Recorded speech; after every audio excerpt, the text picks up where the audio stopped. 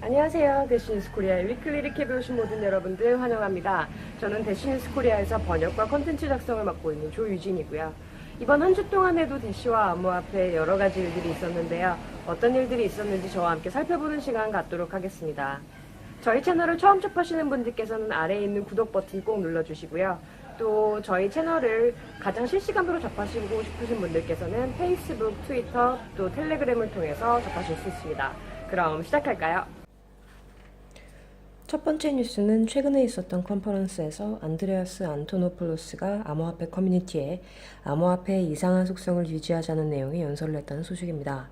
안드레아스는 렛츠토크 비트코인 팟캐스트를 운영하고 있으며 니코시아 대학에서 디지털 통화에 관해 가르치고 있는 교수님이기도 한데요.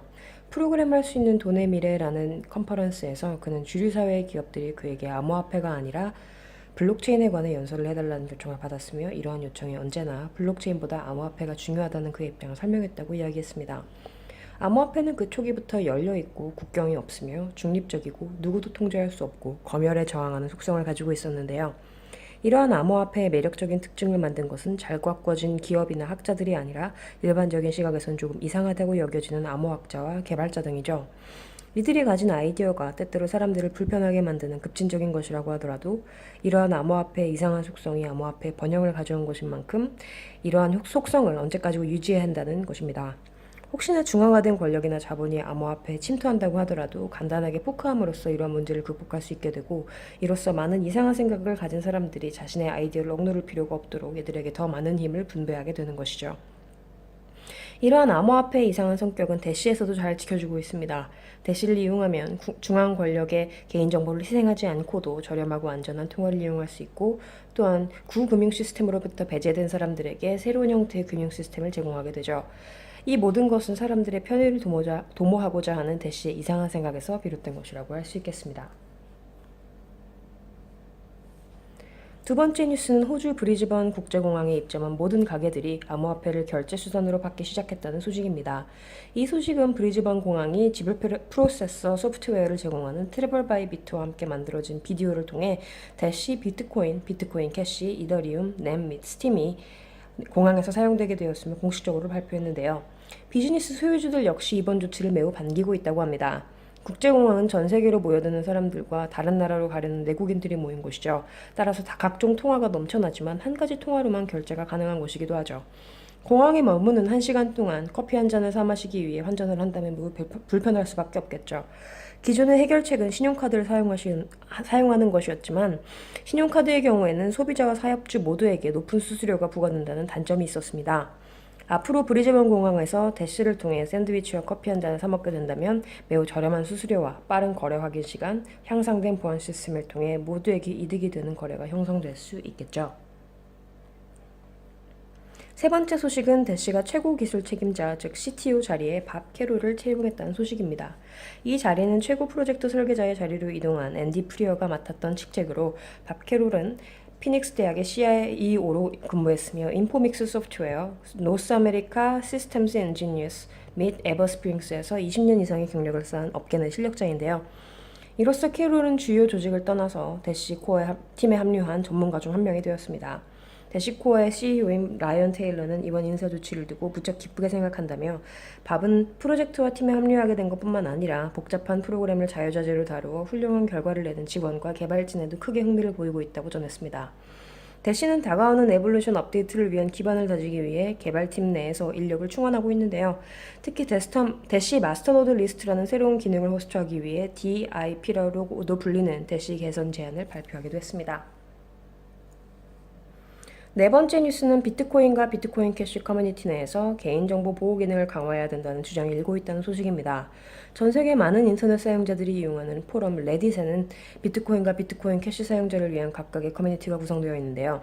이들이 최근 비트코인과 비트코인 캐시의 개인정보 보호 기능 강화가 필요하다고 주장하며 이와 같은 목표를 이루기 위한 방법론에 관해 토론하고 있다고 합니다.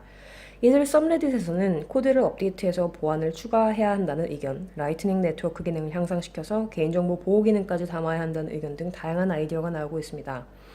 또한 이들 사용자들은 만약 비트코인 및 비트코인 캐시가 개인정보 보호 기능을 갖게 된다면 전 세계 정부들이 어떻게 반응할지, 또 이러한 점이 채택률에는 어떻게 영향을 미칠지에 관해서도 고민하고 있다고 하네요. 그러나 문제는 이들 커뮤니티 내에서 제대로 된 합의를 도출할 수 있을지에 관한 것입니다. 사실 비트코인에서 비트코인 캐시가 포크된 가장 큰 이유가 바로 비트코인 블록 사이즈 확장 논쟁과 관련해서 합의에 이르지 못했다는 점인데요.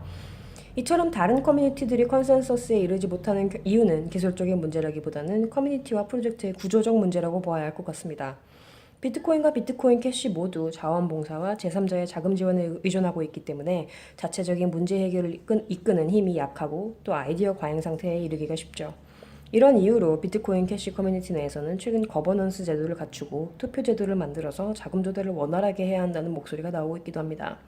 대시의 경우에는 이미 잘 조직된 거버넌스와 재무 시스템으로 블록 사이즈 확장을 24시간 만에 완료했을 뿐만 아니라 월간 블록 보상의 10%를 개발 및 홍보 자금으로 운영하고 있는데요. 곧 이런 대시의 거버넌스 문화가 다른 많은 커뮤니티로 퍼질 것 같은 예감이 드네요. 다섯 번째 뉴스는 SEC가 암호화폐 규제 대상에 관해 비교적 명확한 지침을 밝혔다는 내용입니다. SEC, 즉 미국 증권거래위원회 회장인 제이 클레이튼이 ICO와 암호화폐 사이의 차이점을 인식하고 있다는 점을 증명했습니다. 우선 그는 암호화폐는 달러, 엔, 유로 등을 대체하는 대체품이라고 정의를 내렸습니다. 또한 한 개인이 다른 이에게 자금을 제공하고 자금을 제공받은 이가 벤처를 시작하는 경우에 발생하는 토큰과 디지털 자산의 경우에는 안전성을 획득하게 되고 제공된 자금에 대한 반대급부로 수익을 얻거나 2차 시장에서 수익을 얻을 수 있는 경우 이러한 보완을 하거나 거래하는 경우를 규제하는 것이라고 밝혔습니다. 또한 이더리움이나 리플의 안전성에 관해 묻는 질문에 클레이튼은 특정한 암호화폐의 안전성에 관해서는 대답하지 않을 것이라고 했는데요. 이로써 어떤 암호화폐가 안전하고 안전하지 않은지에 대한 명확한 대답을 내리지 않아서 이 부분은 약간 불명확한 상태로 남게 되었지만 최소한 SEC에서는 ICO와 암호화폐를 구분해서 이해하고 있다는 점을 밝히고 있어 암호화폐 지지자들과 관련 업계 종사자들에게 고무적인 분위기를 조성하고 있습니다. 클레이튼은 투자가 구성되는 방식에 관해서 암호화폐 투자에 대한 대가로 투자자에게 주어지는 안전성이라는 개념을 도입했는데요. 각 암호화폐는 다양한 구조를 가지고 있어 일부 코인은 ICO를 필요하지 않으면서도 자체적인 자금 조달 시스템을 갖추고 있는 경우도 있죠. 이러한 경우에 어떤 방식으로 규제를 해석하고 적용할지에 관해서는 아직 명확한 지침이 없는 상태입니다. 더 자세한 내용을 위해서는 조금 더 시간을 두고 지켜봐야 할 것 같습니다. 제가 준비한 대시뉴스 코리아의 소식은 여기까지입니다. 저와 함께한 시간이 유익하고 즐거우셨다면 좋아요 잊지 말고 눌러주세요. 오늘 제가 다룬 모든 뉴스들은 아래 링크를 통해 읽어보실 수 있습니다. 저는 다음 주 새로운 이야기거리를 잔뜩 안고 다시 돌아오겠습니다.